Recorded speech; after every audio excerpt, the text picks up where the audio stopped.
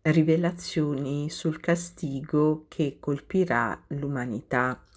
Salve a tutti carissimi, oggi voglio parlarvi delle alcune rivelazioni che riguardano il castigo che è stato predetto dalla Madonna di Garabandal, la quale è apparsa in questo piccolo paesino a delle bambine tra il 1961 e il 1965. Ha fatto loro delle importanti rivelazioni e che riguardano il futuro del mondo. In particolare ha parlato di un grande avvertimento che avrebbe preceduto un grande miracolo e che si sarebbe verificato in un periodo molto importante per la storia della Chiesa, in occasione di un grande evento religioso, il giorno del Giovedì Santo, che alle 8:30 di sera, giorno in cui praticamente ci sarebbe stata la ricorrenza della festa di un santo martire dell'Eucaristia. Molti hanno pensato come anno al 2025, perché nel 2025, come forse molti sapranno, ci sarà un altro giubileo, no? Perché saranno passati 25 anni dal giubileo del 2000 e quindi potrebbe essere appunto come data sicuramente non trascurabile il 2025, anche se si tratta sempre un po' di supposizioni. E diciamo ecco che questo avvertimento avrà un po' delle connotazioni abbastanza preoccupanti per coloro che non vivono secondo la fede, secondo i comandamenti di Dio.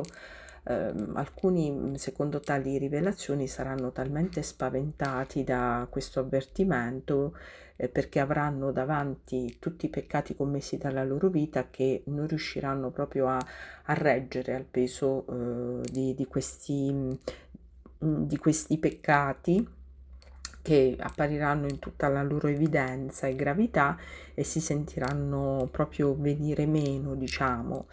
Però ecco, proprio questo essere consapevoli del male che si è compiuto potrà in alcuni casi, dipende dalla durezza del cuore chiaramente, o dall'apertura del cuore, indurre ad una conversione, e quindi in attesa del grande miracolo che poi sarà visibile in tutto il mondo e che praticamente sarà un altro avvertimento di un'evidenza tale che solo chi si ostinerà proprio a negare con tutte le forze la natura soprannaturale di quello che accade andrà incontro proprio sarà andrà incontro proprio alla totale dannazione, no? Perché nel momento in cui anche una persona di fronte a dei segni così evidenti continua ad oltranza a negare le verità della fede,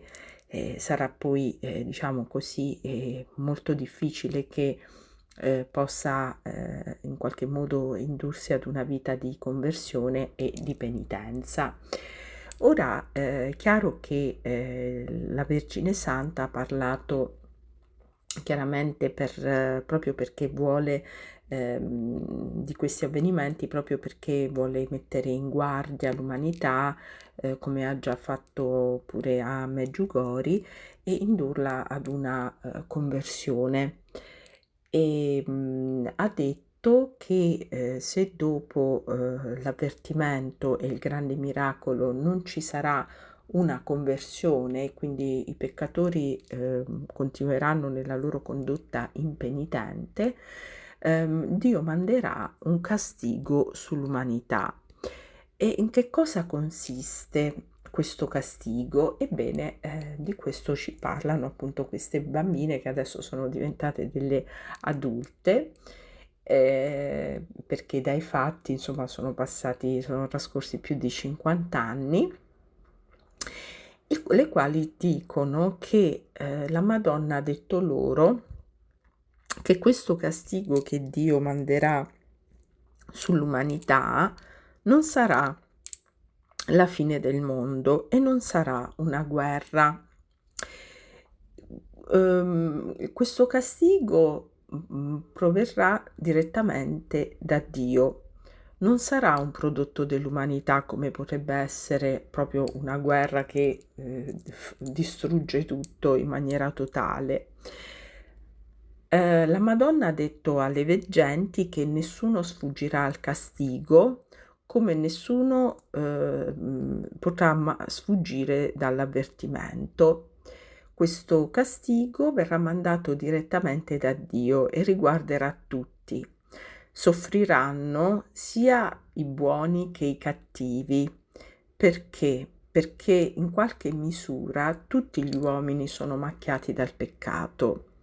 Il castigo toccherà ogni angolo del pianeta, molti moriranno e Nostra Signora raccomanda a tutti di chiedere perdono a Dio e raccomanda vivamente a tutti i cattolici di andarsi a confessare. Quando il castigo sarà ormai imminente, bisognerà fare in fretta perché tutti possano confessarsi. L'unico vantaggio che l'umanità avrà è che saprà in anticipo che sta per succedere. Tutti quindi dovranno essere preparati per entrare nell'eternità in grazia di Dio, perché potrebbero morire a causa del castigo. Il castigo, pertanto, non sarà altrettanto selettivo come è stato, per esempio, il castigo di Dio in alcune pagine della Bibbia, no? In cui i figli di alcune stirpi venivano risparmiati ed altri invece morivano. Ma in questo castigo moriranno sia i buoni che i cattivi. Non è stata data alcuna indicazione di quanti moriranno, né indicazioni sono state date sulla percentuale della popolazione mondiale che sopravviverà. Ma l'arrivo dell'era di pace assicura tuttavia che alcuni passeranno indenni attraverso il fuoco del castigo. E quelli che verranno risparmiati, sia che abbiano prestato ascolto all'avvertimento e al miracolo, oppure non abbiano prestato ascolto né all'avvertimento né al miracolo, alla fine verranno certamente convertiti dalla prova del castigo.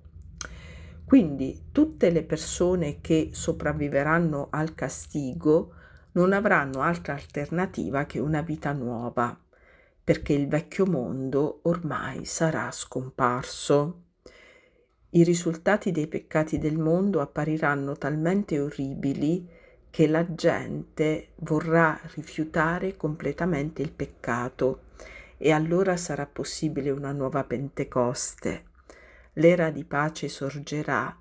La bontà del cuore immacolato di Maria fiorirà in ogni cuore nel trionfo del cuore immacolato di Maria. Il mondo intero entrerà in una Chiesa nuovamente unita e tutte le nazioni vivranno in pace.